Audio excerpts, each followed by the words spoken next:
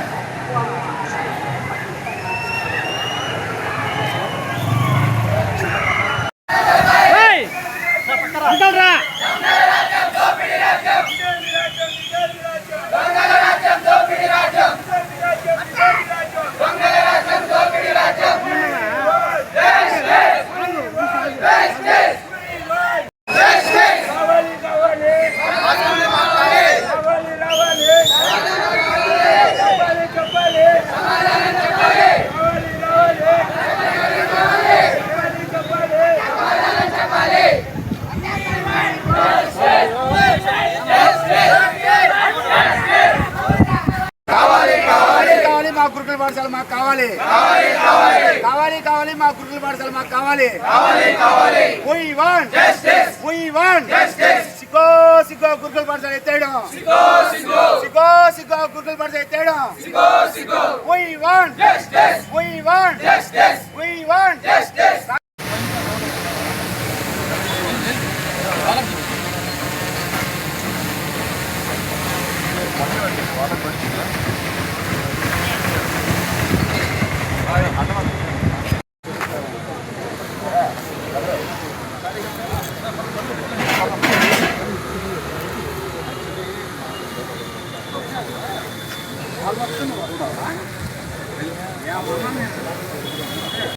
తారీఖు కోటలోని గురుకుల doctor BR Ambedkar ST గురుకుల పాఠశాల ఎటువంటి ఇంటిమేషన్ లేకుండా, ఎటువంటి సమాచారం లేకుండా గత నెల 18వ తారీఖు పేరెంట్స్ ఫోన్ చేసి 19వ తారీఖు పేరెంట్స్ అందరికి స్కూల్ పిలిపించి పోలీసుల సమక్షంలో నిర్దాక్షిణ్యంగా టీసీలు తీసుకోపోతే మిమ్మల్ని లాఠీ చార్జీ చేస్తామని చెప్పి బెదిరించి భయభ్రాంతుల గురించి 600 మంది విద్యార్థులకి ఎటువంటి సమాచారం లేకుండా ఒకే రోజు 18వ తారీఖు పిలిచి 19వ తారీఖు టీసీలు ఇచ్చి పంపించారు.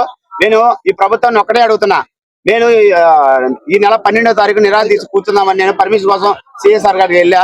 సిఎస్ఆర్ ఏమంటున్నానంటే, మీరు వారం రోజులు ముందు వస్తే మేము మీకు పర్మిషన్ ఇస్తాం, మాకు కొన్ని రూల్స్ అండ్ రెగ్యులేషన్స్ ఉంటాయి, మేము రూల్స్ కి వ్యతిరేకంగా పోలేము, మీరు 1 వీక్ ముందు మా దగ్గరకు వస్తే మేము పర్మిషన్ ఇచ్చేవాళ్ళం అని చెప్తున్నారు.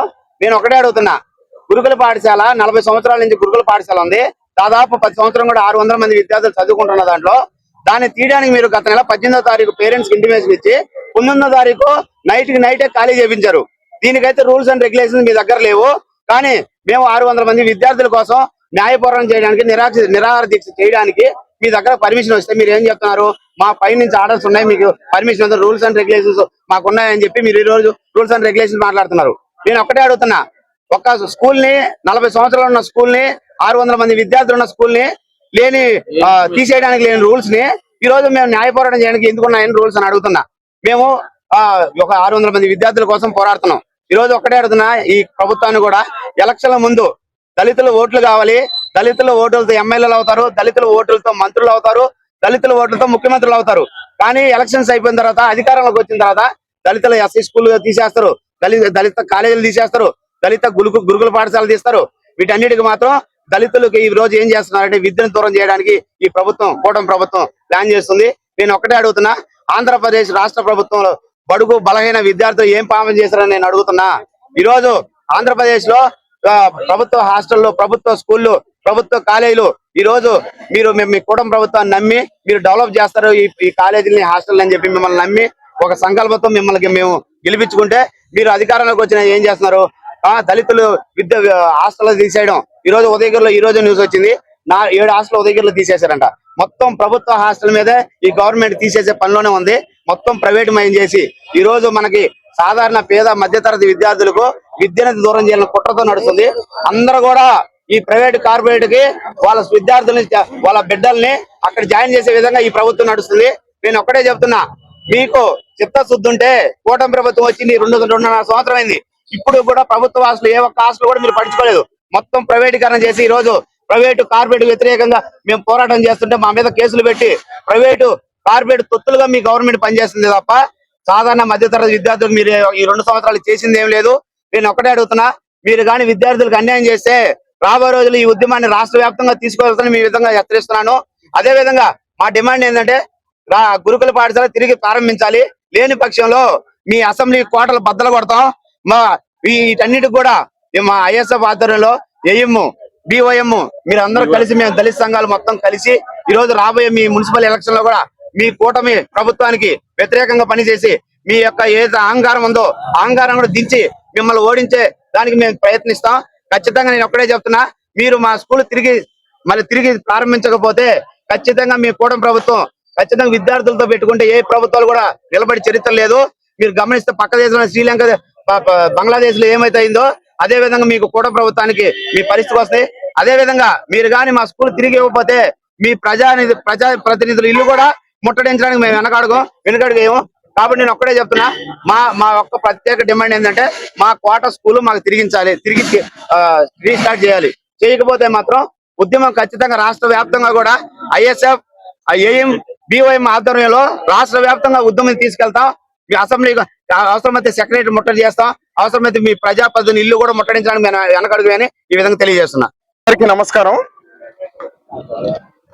గూడూరు డివిజన్ కోట మండలంలో ఉన్నటువంటి గురుకుల పాఠశాలని ఈ టీడీపీ ప్రభుత్వం ఎంతో దుర్మార్గంగా గత నెల 18వ తారీఖున ఎటువంటి ఇంటిమేషన్ లేకుండా కేవలం ఒక్క రోజు ముందు అక్కడ చదువుతున్నటువంటి విద్యార్థుల తల్లిదండ్రులకి మీ పిల్లల్ని మీరు తీసుకెళ్లిపోండి అని చెప్పి ఒక అనైతికమైనటువంటి ఇంటిమేషన్ ఒక్క రోజు ముందు ఇచ్చి ఎంతో దుర్మార్గంగా ఆ యొక్క పాఠశాలని వాళ్ళ స్వాధీనం చేసుకొని ఈ రోజు అది కొంతమంది కార్పొరేట్ వ్యక్తులకి దారాదత్తం చేసే ఉదంతం వెలుగులోకి వచ్చింది.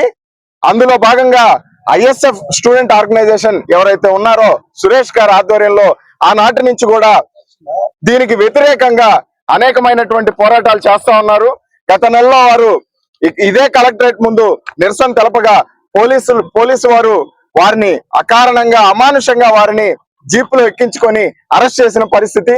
మరి దాని మీద కలెక్టర్ గారు కూడా ఎటువంటి చర్యలు తీసుకోలేదు, ఎటువంటి రెస్పాన్స్ లేదు.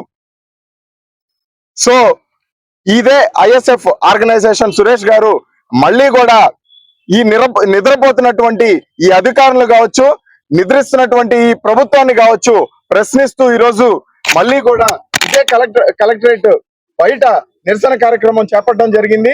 ఈ నిరసన కార్యక్రమానికి వైఎస్ఆర్ విద్యార్థి విభాగంగా మేము వారికి సంపూర్ణమైన మద్దతు తెలుపుతూ, అదేవిధంగా ఈ రోజు చేస్తున్నటువంటి ఈ కార్యక్రమానికి అనేకమైనటువంటి విద్యార్థులు జిల్లా నలుమూలల నుంచి వచ్చి కూడా వారందరూ కూడా ఈ గురుకుల పాఠశాలని తీసే పరిస్థితి లేదు, ఖచ్చితంగా ఈ అనైతిక చర్యను మేము నిరసిస్తామని చెప్పేసి వాళ్ళందరూ కూడా మా అందరితో కలిసి ఈ నిరసన కార్యక్రమంలో మద్దతు ఇస్తా ఉన్నారు.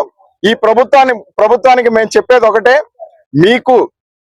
మీకు తొత్తులుగా ఉన్నటువంటి కార్పొరేట్ శక్తులకి ఈ రోజు మీరు దారాదత్తం చేస్తా ఉన్నారు. ఈ పాఠశాలను కావచ్చు, కళాశాలను కావచ్చు, ప్రభుత్వ ఆస్తులను కావచ్చు. ఇది ఎన్నో రోజులు సాగదు. మీరు ఢిల్లీలో జరిగినటువంటి కాక్రోచ్ ఉద్యమం చూశారు. అదే విధంగా విద్యార్థి సంఘాలు, విద్యార్థులు అందరి సహకారం తీసుకొని మీ పైన నిరసన కార్యక్రమాలు చేపడితే ఖచ్చితంగా మీ కుర్చీలు కదిలిపోతాయని చెప్పేసి ఈ సందర్భంగా హెచ్చరిస్తా ఉన్నాం. ఈ వీడియో గనక మీకు నచ్చినట్లయితే లైక్ చేసి షేర్ చేయండి. మరిన్ని లేటెస్ట్ అప్డేట్స్ కోసం మా ఛానల్ ని సబ్స్క్రైబ్ చేయండి.